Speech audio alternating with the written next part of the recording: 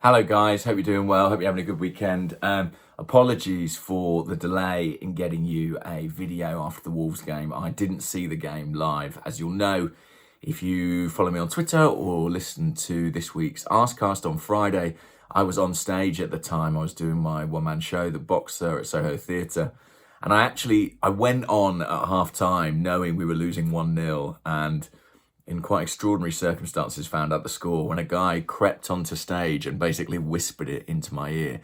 Arsenal won 2-1, 95th minute winner, Lacazette. About 40 minutes into the show, which at least enabled me to finish it, with a clear mind and a clear conscience. But I thought I'd just check in over the weekend. There's still quite a while until the next game and just share some of my thoughts and reflections on that result, having caught up with the action since. Huge win for Arsenal. I mean, I have to say I was at Molineux, and that felt big. And this felt big too, as it always does when you win it late. But against a team close to us in the table, precious points, really precious points, and huge for momentum. And I think Arteta said after the game, he'd rather win like that than win kind of comfortably 2 or 3-0. And in a way, I know what he means, because it engenders such a positive feeling among the players, among the crowd. It really feels like there's something happening there. And, I can't wait for the next game. And we are making a real fist of this battle for fourth. I'm sick of people saying fourth is the position nobody wants. Teams are all playing like they don't want it. Not Arsenal. Arsenal are playing like they very much want it. And frankly, have for most of the season. I mean, there are basically two blips. One at the very start of the season when we didn't have the players. One when we lost to United and Everton. Arguably a blip in January, but that mainly occurred in other competitions, to be honest, outside of the Premier League. In the Premier League, I think we've been impressively consistent, and February's been fantastic. 3 wins, 2 over Wolves, really, really positive. About the performance itself, I was really encouraged by the way the team responded to Gabriel's mistake. You see it on the pitch, the way that there's no remonstrations, everyone's immediately focused back on the game. And he'll be delighted that we got the win. And he deserves that, because he's been massive for us at times this season. Yes, he made a mistake, but the team bailed him out. And that's what you want to see. I thought Pepe made a really impressive contribution. Intrigued to see what he does between now and the end of the season. Arteta talks about him having a different energy. Could just be pragmatic comments, trying to get the best out of a player, given that we weren't able to bring in more forwards in January. I don't know, though. I think something does appear to have clicked. Something does appear to have changed, at least in terms of his attitude. He seems really part of the group right now. We have been here before. I understand the caution, but I hope he can make a big contribution between now and May. Thomas Partey, excellent on the night, really relishing the responsibility of being, the hub of the midfield in this kind of slightly reconfigured shape. Lacazette, tireless, deserved to be credited with that winner, but wasn't. What else to say? Ben White, very, very good. Cedric continues to deputise well for Tomiyasu. Let's hope that calf injury he sustained is not too serious. I do hear it could be a couple of weeks out at least. So we'll have to wait and see on that one. Hopefully that's wrong. What else to say? So yeah, I didn't see it. I was on stage. I've had a lovely week at Soho Theatre. Loads of Arsenal fans have come in, actually, even on Thursday night, which shows their commitment and support. I'm very grateful. I've got 2 more shows on March 9th and 10th. If you're in London, go to sohotheatre.com and come along.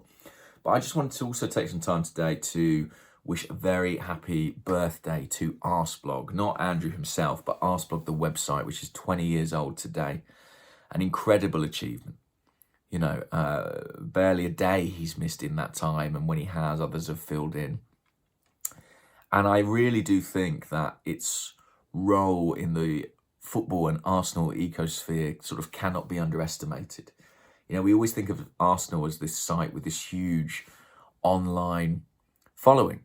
It absolutely is. If you look at kind of YouTube channels, blogs, podcasts, the proliferation of those around Arsenal, I think surpasses pretty much almost any other club. Certainly did, I think, maybe with you know, clubs like Liverpool and City and Chelsea, their fan base is growing. Maybe there's a bit more competition now, but there was a time not too many years ago when Arsenal just dwarfed everything. And I think a lot of that is down to Andrew and down to Arseblog. I think that it created a lot of copycats like myself. I think it inspired a lot of people. It showed what was possible for fan media to be, and it continues to innovate. If you look at the coverage of the women's team, for example, how much Andrew is putting out in terms of audio, the depth, the quality. 20 new podcasts, by the way, to celebrate the anniversary today, which I can't wait to go and listen to.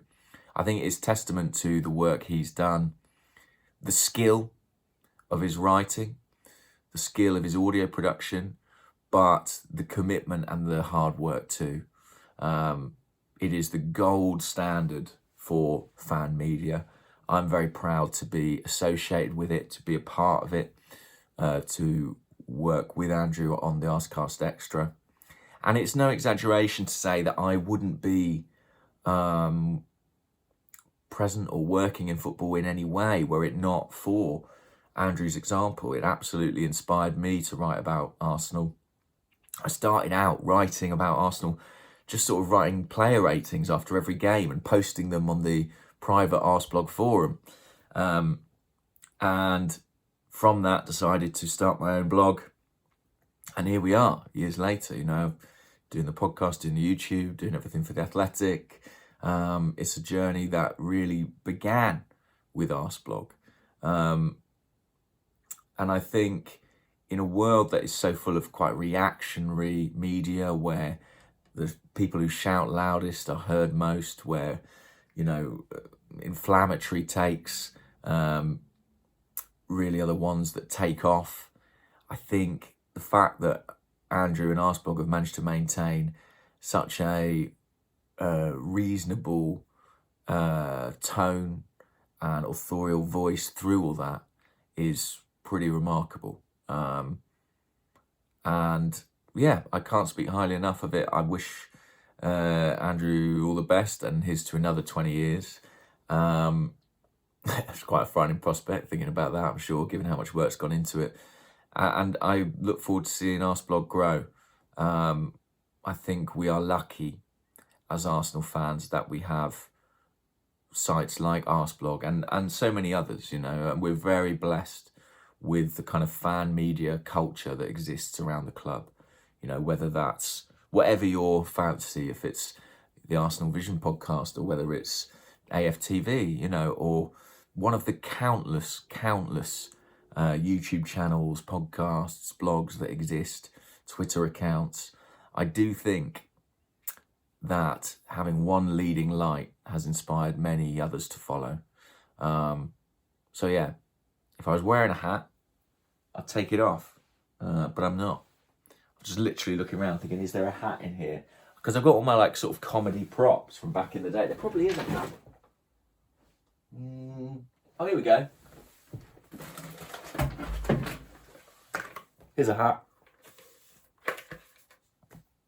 Hats off to Arseblog. Cheers, guys. I'm at the Watford game working for The Athletic, so should have a timelier video then.